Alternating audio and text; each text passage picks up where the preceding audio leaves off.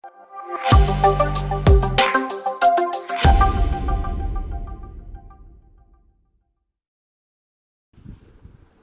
Everyone, welcome back to the जहाँ junction once again. So higher education का जो ये न्यू कोर्स मैंने लाया है, इसमें टिल नाउ हमने 2 लेसन कंप्लीट कर चुके हैं। पिछले लेसन में हमने तक्षशिला एंड विक्रमशिला के बारे में डीप में कवर अप कर लिया। राइट नाउ आज के लेसन में हम लोग बात करेंगे जो एजुकेशन का गोल्डन एरा है उसके बारे में हम लोग डीप में डिस्कस करेंगे, तो which is nothing but the Nalanda university. तो इसके बारे में हम लोग पढ़ते हैं। चलो विदाउट वेस्टिंग टाइम नाउ ये सिचुएटेड कहाँ है? नालंदा बिहार में है और ये 40 miles south west of the modern Patna and 7 miles north of the Rajgiri, मतलब Rajgir. Nalanda was the famous cultural and educational centre of the northern India. तो यही बोल रहा है कि बिहार में है और बोध गया से मतलब 62 किलोमीटर दूर है, और जहाँ पे ये राजगिर प्लेस है वहीं पे ये सिचुएटेड है।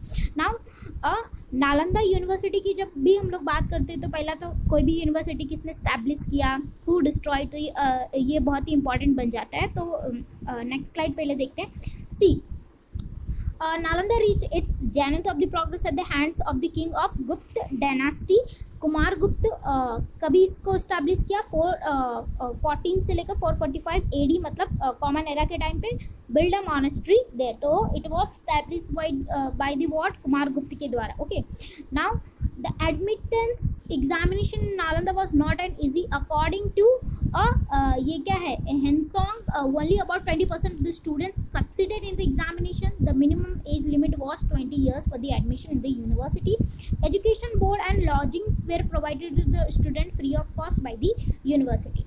तो पहले तो हमने देखा ये किसके द्वारा बनाया गया? गुप्त डायनास्टी के द्वारा, कुमार गुप्त। नॉट ओनली गुप्त डायनास्टी, ये अगर मैं बात करूँ अशोका द ग्रेट के बारे में जो मौर्य के वो थे, तो उन्होंने भी यहाँ पे बहुत सारे सेवरल बिल्डिंग्स का वो करवाया था। ओके, तो ये बोल रहा है कि ये कौन है? ये अपना हेनसोंग या फिर इसे युआन सांग भी बोलते हैं। आई थिंक ये इसको प्रोनाउंसिएशन करने में बहुत ही ज़्यादा प्रॉब्लम होता है। तो इसने ये मतलब 7वीं शताब्दी के टाइम, मतलब 7th कॉमन एरा के बीच में आया था। ओके, तो ये क्या बोल रहा है कि इसने अपने बुक में लिखा था, ये एक तरीके का चाइनीज़ स्कॉलर था जिसको मतलब नॉलेज गेन करने का बहुत ही ज़्यादा ट्रस्ट था। तो वो मतलब विजिट किया था लगभग मतलब 15 ईयर्स तक इंडिया में वो एग्जिस्ट किया था। वहाँ पे वेरियस यूनिवर्सिटी जाके वो उसके पूरे टीचिंग्स को पूरे एसिमिलेट किया था। ओके, तो इसने अपने बुक में लिखा था। इसका बुक का भी नाम अजीब है, CU की करके समथिंग। ओके, तो 20% ऑफ द स्टूडेंट को क्या मिलता था? एडमिशन मिलता था आउट ऑफ दी 100। ओके, तो इतना क्या कहते हैं हार्ड इसके एडमिशन प्रोसीजर थे। Okay, education board and lodging were provided to the student free of cost by the university. तो यूनिवर्सिटी के द्वारा फ्री ऑफ द कॉस्ट में देता है once the admission get started, और अगर हो जाता था तो और जो मिनिमम एज लिमिट था वो 20 ईयर्स के बाद यहाँ पे एडमिशन लिया जाता था। तो एक द्वार पंडित होता था, वो क्या करता था कि वही उसका एग्जामिनेशन लेता था स्टूडेंट का एट द गेट, और वहीं से अगर पॉसिबल हुआ तो फिर एडमिशन होता था, अदरवाइज वहीं से चले जाओ। ओके, तो ये था। There were 3 method of the teaching, namely verbal, explanatory lecture and debates and discussion.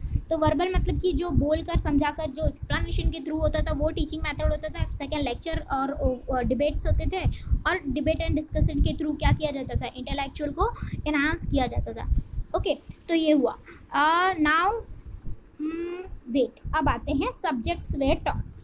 Though the Bihar belonged to the Mahayana school of the Buddhism, yet Hinayana scriptures were also taught there. The Vedas, Vedanta, Sankhya, philosophy, Dharma Shastra, Puran, Jyotish, and Ayurveda were the subject of the study along with the physical education. Now ये क्या बोल रहा है कि इसमें कौन कौन से सब्जेक्ट पढ़ाए जाते थे? वेदास, वेदांत, जो सांख्य फिलॉसफी क्या बोलता है? ये कपिल, जो हम लोग इंडियन लॉजिक का पार्ट हम लोग जो कवर अप करेंगे ना, तो इसके बारे में हम लोग डीप में पढ़ेंगे। तो अभी ये मतलब बहुत सारी फिलॉसफी थे वो जो अपना क्या कहते हैं मीमांसा से लेके पूरे न्याय फिलॉसफी, सांख्य फिलॉसफी, तो डिफरेंट फिलॉसफी एग्जिस्ट करते थे एट दैट टाइम ऑल्सो। तो ये क्या बोलता है? पुरुष एंड प्रकृति के कॉन्सेप्ट पे बिलीव करता था। ओके, तो धर्मशास्त्र, पुराण, ज्योतिष, आयुर्वेद, तो ये डिफरेंट जो भी सब्जेक्ट थे ये वहाँ पे टीच किए जाते थे। नाउ यहाँ पे एक बात और कर रहा है कि Mahayana school of Buddhism and Hinayana school of the Buddhism. तो ये क्या है?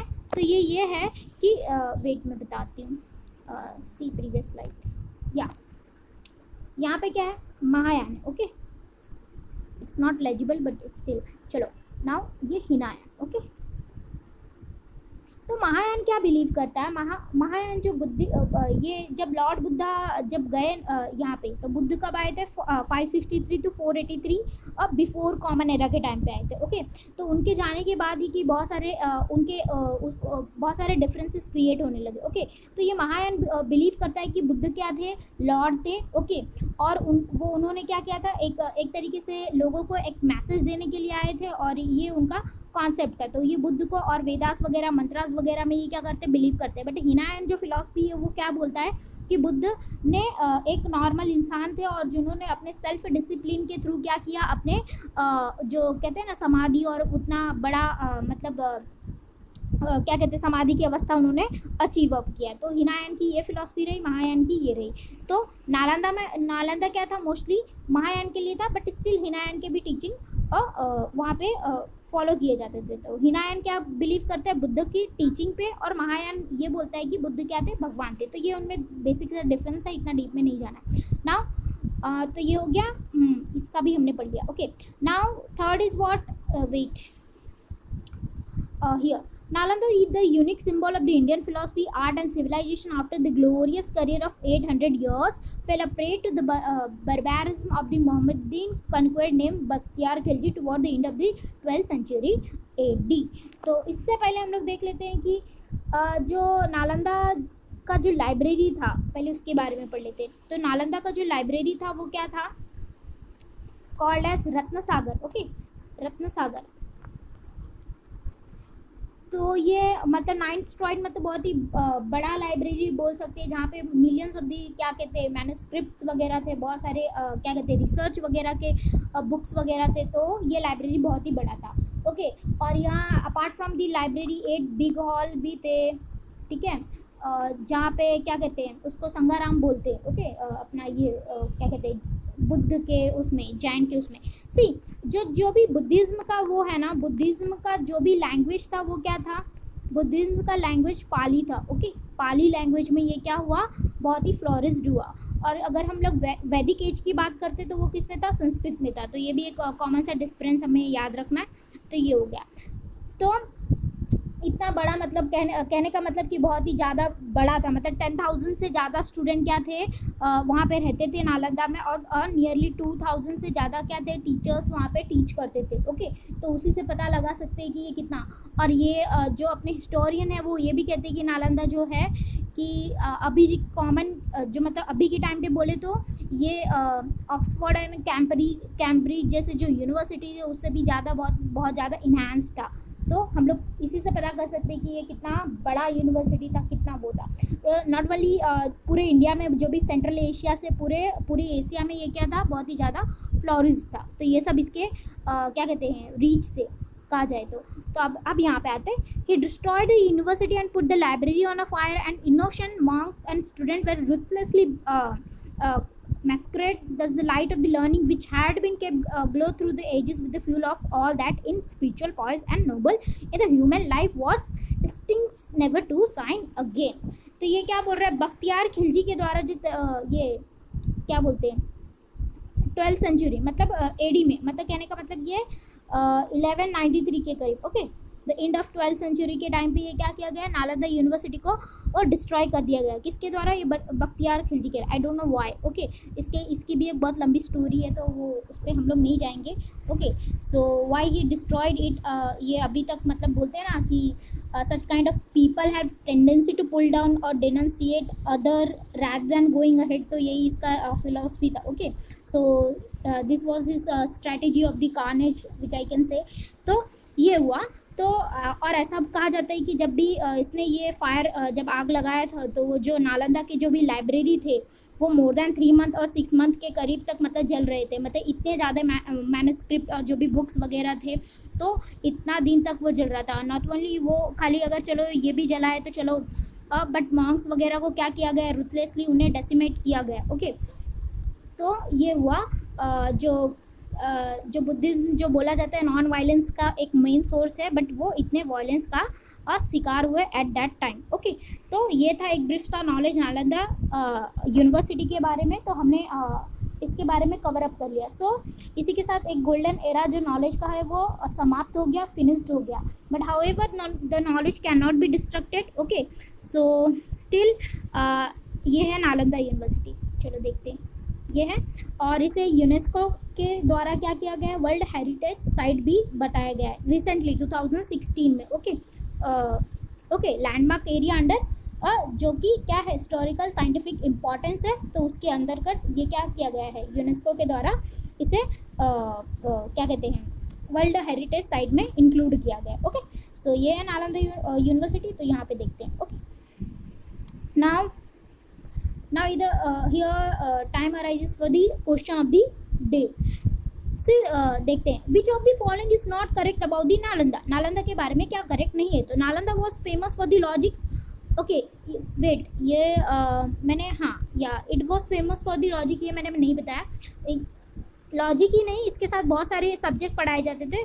तो देखो क्वेश्चन कोई भी एग्जाम, सपोज कि एग्जाम में आया Takshashila was famous for the logic, तो अपने को बोलना है क्योंकि वहाँ पे सारे Takshashila was the famous for the अर्थशास्त्र ओनली, तो ये रॉन्ग हो जाएगा। Takshashila was the famous for the military education, तो ये राइट है। अगर वो बोलेगा it was famous for the military education only, तो यहाँ पे वो ऑप्शन के अकॉर्डिंग हमें सेलेक्ट करना पड़ेगा क्योंकि खाली वहाँ पे मिलिट्री एजुकेशन नहीं पढ़ाया जाता, तो ये हमें थोड़ा ध्यान रखना पड़ेगा। तो Nalanda was famous for the logic, it progress in गुप्त डायनास्टी।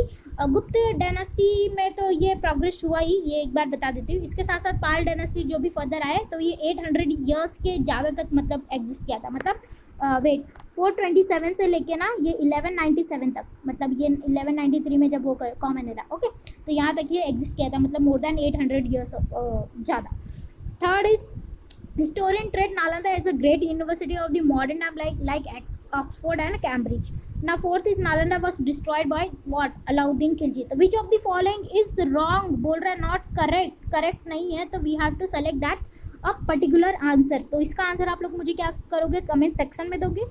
और आई होप आपको ये लेसन पसंद में आया रहेगा। Till than happy learning and thank you very much. और फिर अपकमिंग लेसन में हम लोग बात करेंगे जो वेरियस यूनिवर्सिटी है जो भी अपना थे, तो उसको हम लोग डीप में कवर अप करेंगे, लाइक राइट फ्रॉम दी अपना उदंतपुरी, जगतगला, मिथिला एंड नाडिया जो भी है, तो सलूदगी और जो भी वेरियस थे ना, उसको एक ही लेसन में हम लोग कंप्लीट कर लेंगे। ओके, सो आई होप कि ये आपको समझ में आ रहेगा।